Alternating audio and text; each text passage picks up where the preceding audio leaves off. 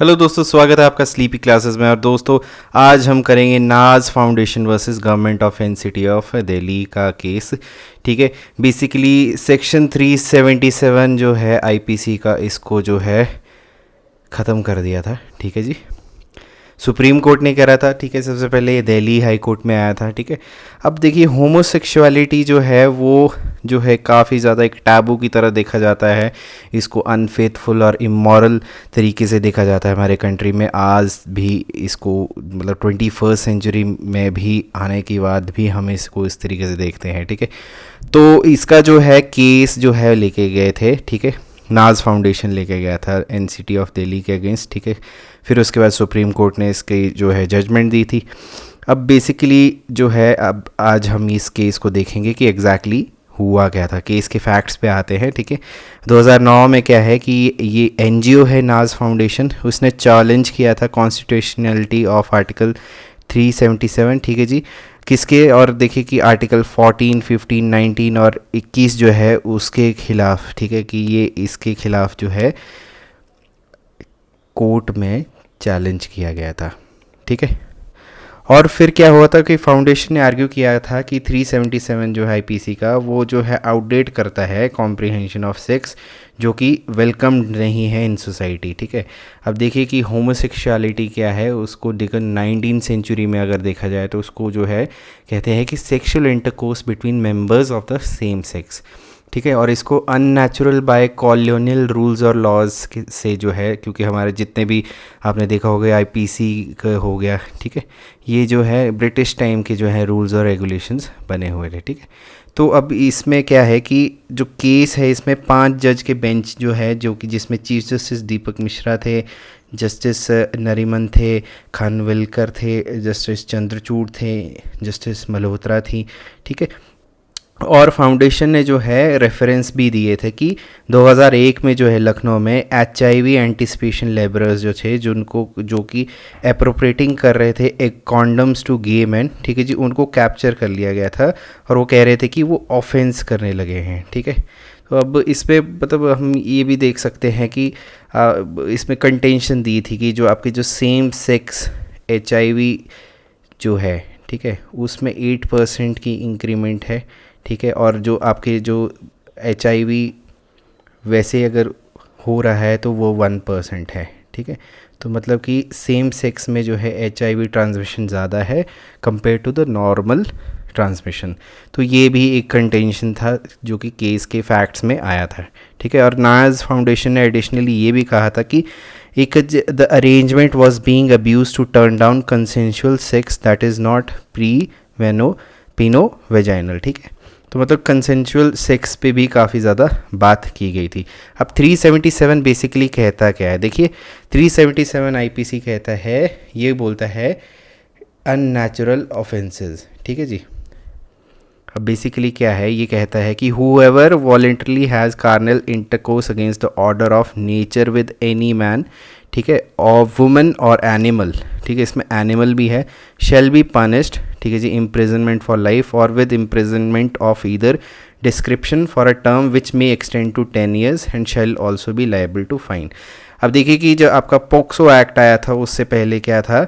हाँ, ठीक है, ये आपके चिल्ड्रन स्पेसिफिक के लिए बना हुआ है। ठीक है, इससे पहले क्या था कि आपके जितने भी केसेस जो हैं वो सेक्शन 377 के अंतर्गत ही चलाए जाते थे। ठीक है, लेकिन अब क्या है कि इसका जो है जब गवर्नमेंट अपने 2 एफिडेविट्स डालती है, ठीक है, उसके में आ रहे हैं कि 2 मिनिस्ट्रीज़ ने 2 एफिडेविट्स डाले तो बहुत ही ज़्यादा डिफरेंट थे। ठीक है, तो वो भी देखना बहुत ज़रूरी है कि 2 एफिडेविट्स जब उन्होंने सुप्रीम कोर्ट में डाले तो डिफरेंट व्यूज़ निकल के आए थे। सबसे पहले मिनिस्ट्री ऑफ होम अफेयर्स जो है वो कहता है कि नाज फाउंडेशन ने जो एफिडेविट जो देखा और जो मिनिस्ट्री ऑफ होम अफेयर्स ने डाला सुप्रीम कोर्ट ने, उसमें कहा था कि it would not make any demands to declare section 377 unconstitutional, जो कि क्रिमिनलाइज करता है same sex relation between 2 consent is very important, to consenting adults in private।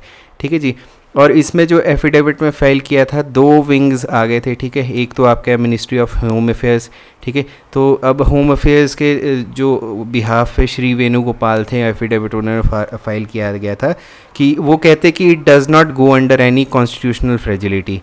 उन्होंने आगे भी कहा था कि एक अनलॉफुल एक्ट को जो है लेजिटिमेट इसलिए नहीं बना सकते क्योंकि विक्टिम जो है वो कॉन्सेंट करता है, ठीक है जी। और वो जो है आर्टिकल 14 और 21 का वायलेटिव नहीं है, ठीक है। तो एक मिनिस्ट्री जो है वो कह रही थी कि जी हम तो जी इसके खिलाफ हैं जी, दिस इज़ गुड, 377 तो रहना चाहिए। अच्छा, जो ministry of health and family welfare है वो अगेंस्ट था, ठीक है। ये बोल रहा था फॉर है और ये जो है अगेंस्ट है। तो ये कह रहा था कि आपकी जो है 377 जो आईपीसी को है उसको हटा देना चाहिए। अब ये क्या है, इसमें कंजंक्शन दी थी नैको की। नैको की क्या है, नेशनल एड्स कंट्रोल ऑर्गेनाइजेशन, ठीक है। उन्होंने भी इसकी भी जो एफिडेविट डाला था और जो एमएल सोनी थे जो कि अंडर सेक्रेटरी थे गवर्नमेंट ऑफ इंडिया के, उन्होंने कहा था कि नैको की जो काफ़ी स्ट्रैटेजीज़ हैं अडॉप्ट की हैं ताकि प्रिवेंशन और कंट्रोल कर सकें HIV एड्स के, ठीक है। उसमें जो है ग्रुप्स जो हैं उन्होंने बनाए थे और उन्होंने देखा था कि उनके पास जो है नेशनल सेंटिनल सर्वेलेंस डाटा जो है 2005 का, उसके हिसाब से जैसे अभी मैंने बात करी थी कि जो HIV मेन है, ठीक है, जो सेम सेक्स वाले, उनकी ट्रांसमिशन रेट 8% है, ठीक है। और कंपेयर करें जनरल पॉपुलेशन में तो उनकी 1% है, ठीक है जी। तो ये एस्टिमेट जो है 25 लाख पॉपुलेशन पे इन्होंने डाला था।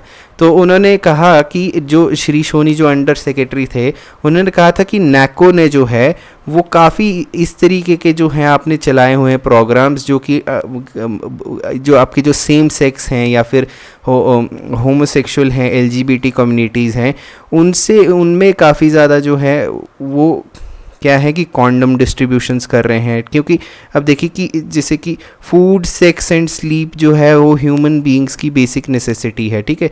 तो उन्होंने बोला कि हमने ऐसे काफ़ी प्रोग्राम्स बनाए हुए हैं ताकि वो HIV और एड्स जो है वो कम फैला जाए, ठीक है जी। अब उन्होंने ये भी कहा था कि इसको जो है अगर हम हटा देते हैं तो फिर वो जो है इनके जो HIV एड्स की जो 8% पे जा रहे हैं ये डिक्रीज़ हो जाएगा और हेल्थ के लिए ये बहुत ज़्यादा इम्पॉर्टेंट हो जाता है, ठीक है। तो ये 2 एफिडेविट्स थे। अब आउटकम क्या आया था लैंडमार्क केस का, ठीक है। अब जो फॉर्मर चीफ जस्टिस थे AM खानविलकर, उन्होंने मेंशन किया था कि एक मोस्ट कॉमन आर्गूमेंट था अगेंस्ट क्रिमिनलाइजिंग होमोसेक्सुअलिटी की। वो कह रहे थे कि पर्पस ऑफ सेक्स जो है वो कह रहे थे कि purpose of sex is to procreate. तो फिर इसमें जो है जस्टिस दीपक मिश्रा ने कहा था कि ये the most significant function of marriage आज के टाइम में जो है वो इमोशनल सेटिस्फैक्शन है, not to have procreation of new progeny, ठीक है। तो अब क्या है कि सुप्रीम कोर्ट ने रूल किया कि जो गे सेक्स है अमंग कंसेंटिंग एडल्ट्स जो है वो क्रिमिनल ऑफेंस नहीं है। साथ में उन्होंने कहा था कि जो आपके lesbian, gays, bisexual and transgenders हैं वो पोजेस करते हैं same constitutional rights as citizen of this country. और उन्होंने होमोसेक्सुअलिटी को एक बायोलॉजिकल फिनोमेना माना है कि ये नेचुरल है, कॉमन है, ठीक है।